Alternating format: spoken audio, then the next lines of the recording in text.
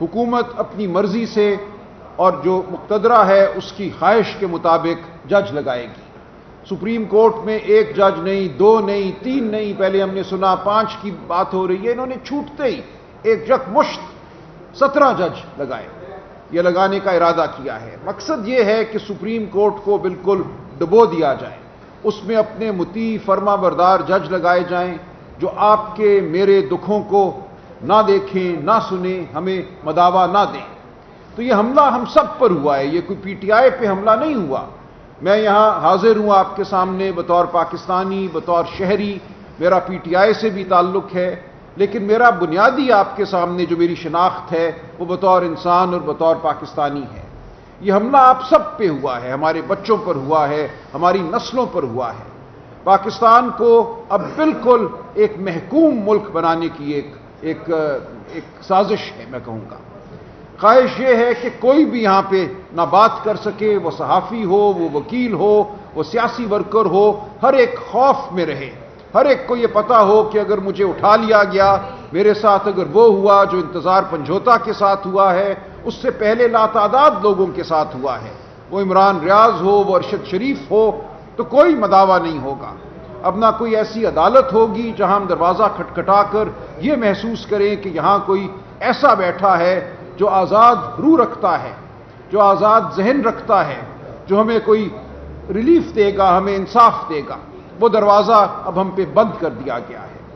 اب اگر میں اٹھا لیا جاتا ہوں، آپ اٹھا لیے جاتے ہیں، تو ہمارا حشر وہی ہوگا جو انتظار پنجھوتا کا ہوا، وہی خوفزدہ چہرہ، وہی پتھرائی ہوئی آنکھیں، وہی سہما ہوا وجود۔ تو کیا یہ ہے ہمارا مستقبل؟ کیا ہم پاکستانی اس لیے پاکستان میں ہیں؟ کیا اس ملک کا وجود اس لیے آیا تھا کہ آپ اور میں بھیڑ بکریوں کی سی زندگی گزاریں، چونٹیوں کی سی زندگی گزاریں؟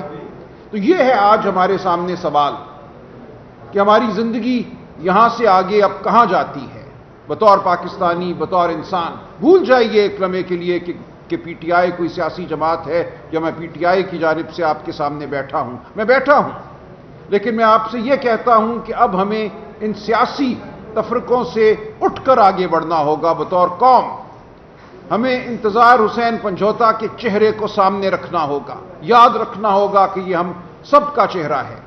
کل ہم میں سے کوئی بھی وہاں بیٹھا ہو سکتا ہے، لاچار، ہاتھ بندھے ہوئے، پاؤں بندھے ہوئے، کان سے خون بہتا ہوا۔ یہ ہے جو ہمیں بنا دیا گیا ہے آج۔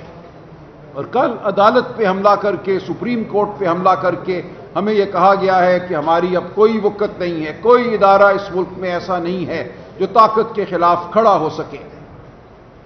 کل ایک اور بھی قانون بنایا گیا جس کے ذریعے جو سروسز کے چیف ہیں ان کی مدت میں 3 سے بڑھا کر 5 سال کا وقت مقرر کیا گیا۔ میں سمجھتا ہوں یہ سروسز کا، ہماری افواج کا ایک طرح سے اندرونی معاملہ ہے۔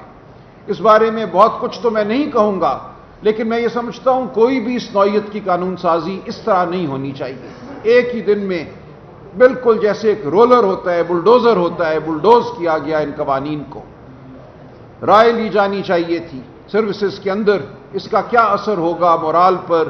وہ لوگ جو توقع لگائے بیٹھے تھے، جو اپنے کیریئر کے حوالے سے کوئی خیالات رکھتے تھے، بہرحال یہ ایک واقعہ ہے جو ہو گیا، ہم اس کے ساتھ آگے بڑھیں گے۔ لیکن اصل مزاحمت ہماری جو ہے وہ عدلیہ پر جو حملہ ہے اس کے حوالے سے ہوگی اور ہونی چاہیے۔ ہماری مزاحمت جو ہماری انسانیت پر، ہماری خودداری پر، ہمارے وجود پر کیا گیا، جس کا جیتا جاگتا نمونہ انتظار حسین پنجھوتا کا چہرہ ہے، ان کے ساتھ جو ہوا یہ ہم سب کے سامنے رہنا چاہیے۔ تو ہمیں اب بطور قوم یہ فیصلہ کرنا ہے کہ کیا اب ہم خاموش، بالکل مطیع فرما بردار، ڈرے ہوئے، سہمے ہوئے انسانوں کی طرح آگے بڑھیں گے؟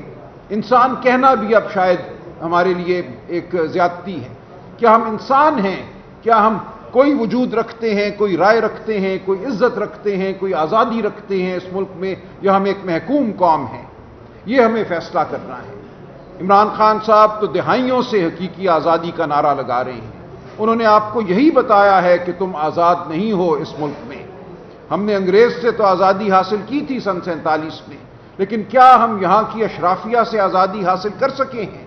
کیا یہاں کے وہ بالادست طبقے جنہوں نے ہمیں، ہمارے بچوں کو دبائے رکھا ہے، وہ ہمارے اسکول ہوں، ہمارے ہسپتال ہوں، ان کی حالت جو ہے وہ ہمارے سامنے ہے۔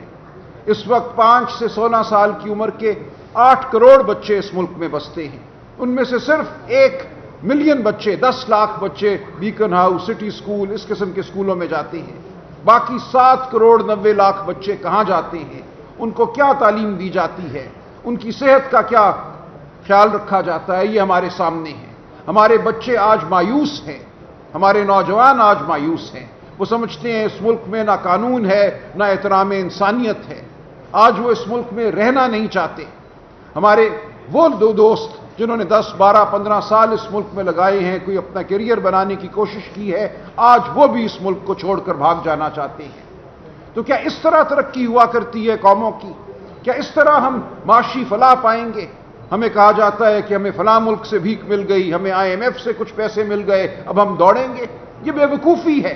ایک سہمی ہوئی قوم، ایک ایسی قوم جس کا ریاست کے ساتھ رشتہ ٹوٹ چکا ہو، وہ ترقی نہیں کر سکتی۔ آپ نے اور میں نے، ہم سب نے مل کر اب اس رشتے کو دوبارہ جوڑنا ہے۔ اس رشتے کو ہم نے احترام انسانیت کی بنیاد پر جوڑنا ہے۔ اس رشتے کو ہم نے قانون کی بنیاد پر جوڑنا ہے۔ اس ملک میں ہم نے انتظار حسین پنجھوتا کو انصاف دلا کر چھوڑنا ہے۔ یہ نہیں ہو سکتا کہ ہمارے ساتھ یہ کچھ ہو جائے اور ہم ڈرے سہمے رہیں۔ تو میری آپ سب سے یہی گزارش ہے کہ آپ کے توسط میں پاکستان کی قوم سے یہ التجا کرتا ہوں کہ اب اٹھو، آگے بڑھو، ورنہ کچل دیے جاؤ گے، ورنہ نہ تمہارا کوئی مستقبل ہے، نہ تمہارے بچوں کا کوئی مستقبل ہے۔ ہم خوفزدہ نسلوں کے طور پہ اس ملک میں جینا نہیں چاہتے۔ تو ہمیں اب فیصلے کرنے ہوں گے، بڑے فیصلے کرنے ہوں گے۔ یہ سیاسی فیصلے نہیں ہیں، یہ ہماری انسانیت کے فیصلے ہیں، یہ ہماری بقا کے فیصلے ہیں۔ آج ہمیں یہ کہا جا رہا ہے کہ عمران خان کو اب کسی فوجی عدالت سے سزا دلوائی جائے گی، سزائے موت دلوائی جائے گی۔ حکومت کے مقتدرہ کے نکارچی آج یہ کہہ رہے ہیں، آج آپ جا کے دیکھیے، میڈیا کو دیکھیے، یہ اعلان کیا جا رہا ہے۔ آپ کو یہ کہا جا رہا ہے کہ ایک لیڈر جس پہ آپ نے اعتماد کیا، جس کو آپ نے ووٹ دیا 8 فروری کو، جس ووٹ کو پامال کیا گیا، دھاندلی کی گئی، جو لوگ آپ نے منتخب کیے تھے ان کو منتخب ایوانوں میں جانے نہیں دیا گیا۔ اب اس فراڈ کی بنیاد پر قانون سازی کی جا رہی ہے اور اس قانون سازی کے ذریعے عدالت کی طاقت چھین لی گئی ہے، اور اب یہ کہا جاتا ہے کہ تم سب انتظار حسین پنجھوتا ہو اور عمران خان کے ساتھ ہم عبرت کا کام کریں گے، ہم اس کو عبرت کا نشان بنائیں گے۔ تو یہ ہے ہمارے سامنے اب صورتحال، جس کا ہم نے، آپ نے، میں نے، ہم سب نے جواب دینا ہے کہ ہم اپنے آپ کو اسی طرح عبرت کا نشان بننے دیں گے؟ کیا ہم ان لوگوں کو جنہوں نے ہمارے لیے آواز بلند کی ہے عبرت کا نشان بننے دیں گے؟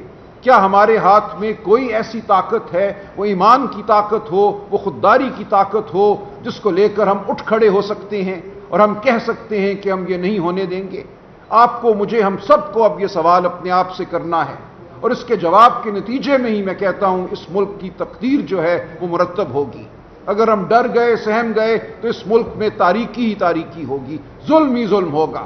لیکن اگر ہم کھڑے ہو گئے تو ہم آج بھی اس ملک میں شرافت کا، قانون کا بول بالا کر سکتے ہیں۔